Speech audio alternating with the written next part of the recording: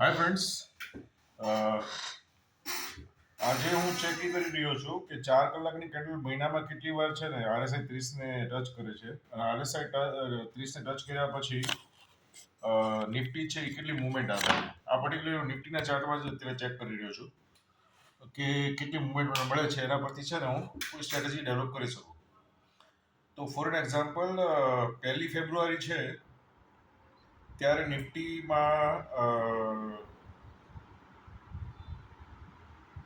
કેન્ડલે ત્યારે 4 કલાકમાં RSI 30 ને ટચ કરેલો છે અને એ પછી એના મુવમેન્ટ જે આપેલી છે એ એપ્રોક્સિમેટલી આપણે કાઉન્ટ કરીએ પર્સન્ટેજમાં અને પોઈન્ટ્સ વાઇઝ તો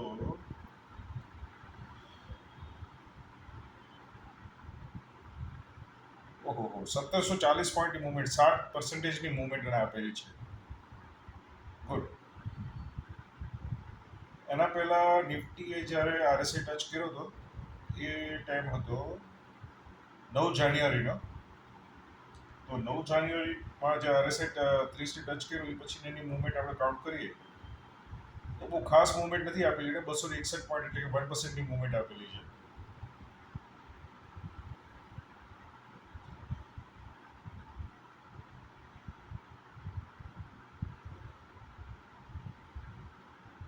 એટલે આપણે એવું પકડી શકાય કે ભાઈ જાન્યુઆરી મહિનામાં એણે 2 વાર RSI 30ને ટચ કર્યું 4 કલાકના ચાર્ટની અંદર. હવે આપણે ડિસેમ્બરમાં જોઈએ તો ડિસેમ્બર મહિનામાં એક પણ વાર નિફ્ટીનો ચાર્ટ છે એને RSI 30ને ટચ નથી કરેલો. નવેમ્બર મહિનામાં પણ એક પણ વાર RSI 30ને એને ટચ નથી કરેલો. તો હવે આપણે આવીએ છીએ ઓક્ટોબર મહિનામાં. ઓકે, તો ઓક્ટોબર મહિનામાં અત્યારે મને દેખાય છે કે સૌથી પહેલા એને ટચ કર્યું હતું. ઓક્ટોબર મહિનામાં બી એક વાર RSI 30 ટચ નથી, પણ સપ્ટેમ્બર મહિનામાં 26 તારીખે છે ને RSI 30ને ટચ કરેલું છે. એ પછી એને બહુ ભયંકર મૂવ આપેલું છે.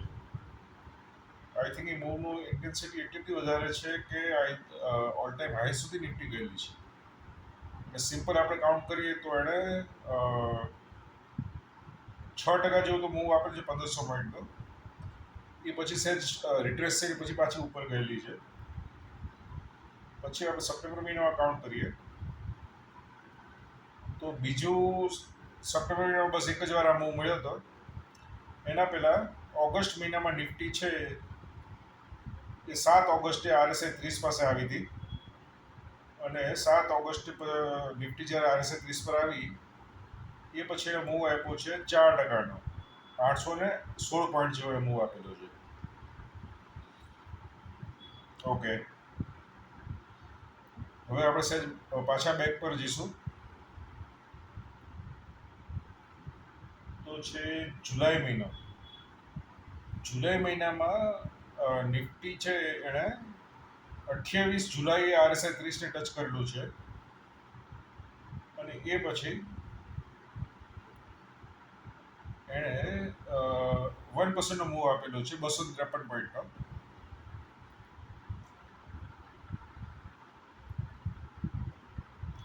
આઈ થિંક જુલાઈ મહિનામાં વધારે વાર નિફ્ટી ટચ થયેલી છે RSI 30 પર. એક 18 જુલાઈએ દેખાડે છે. 18 જુલાઈએ નિફ્ટીએ મૂવ આપ્યો છે RSI 30ને ટચ કર્યા પછી 1.5%નો. ઓકે,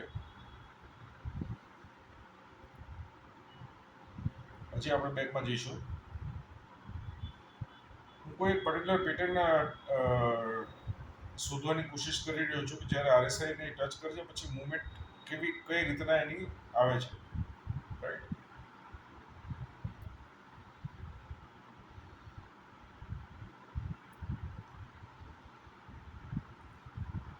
ઓકે,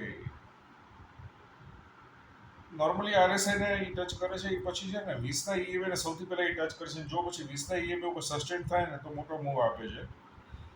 એવું અત્યારે બેઝિક અત્યારે દેખાઈ રહ્યું છે. સેકન્ડ સેટઅપ એવું પણ બનાવી શકાય કે જ્યારે RSI 30ને ટચ કરે એ પછી જે ઉપરનો સ્વિંગ હોય એ સ્વિંગ જ્યારે બ્રેક થાય તો એ પછી તમે એન્ટ્રી લો તો બી આઈ થિંક સારા પોઈન્ટ્સ મળે. આ સેટઅપ મને દેખાણું હતું જાન્યુઆરી મહિનામાં, જે લાસ્ટ મંથ.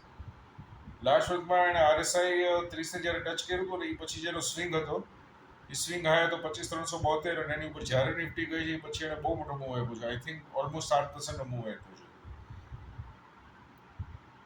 હવે આજે જે મારી એન્ટ્રી છે ને કાલની મારી એન્ટ્રી છે એટલે કે શુક્રવાર મહિનાની એન્ટ્રી એ પણ RSI 30 ઉપર છે.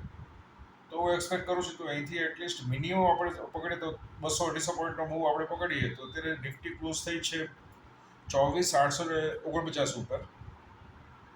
તો 25,150 જેવો મિનિમમ મૂવ આની અંદર દેખાઈ રહ્યો છે કે 25,150 સુધી જાય. મારી પાસે જે અત્યારે કોલની પોઝિશન હોલ્ડ છે એમાંથી અમુક પોઝિશન છે એ ટાઈમે હું એક્ઝિટ કરી શકું જો એમાં પ્રોફિટ દેખાતો હોય તો. પછી આઈ થિંક ફરીવાર નિફ્ટી પાછી રિટ્રેસ થશે અને ઉપર જશે એવું અત્યારે લાગી રહ્યું છે બેઝિક ચાર્ટ જોઈને. તો આ હતી સિમ્પલ 4 કલાકમાં નિફ્ટી ટ્રેડ કરવાની સ્ટ્રેટેજી. કેમ કે આમાં મહિનામાં એકાદ ટ્રેડ અથવા બે ટ્રેડ હાર્ડલી મળશે. એ ટ્રેડ બહુ સારા એક્યુરેટ મળશે. એટલા માટે આ સ્ટ્રેટેજી આપણે ડેવલપ કરી રહ્યા છીએ. Thank you very much.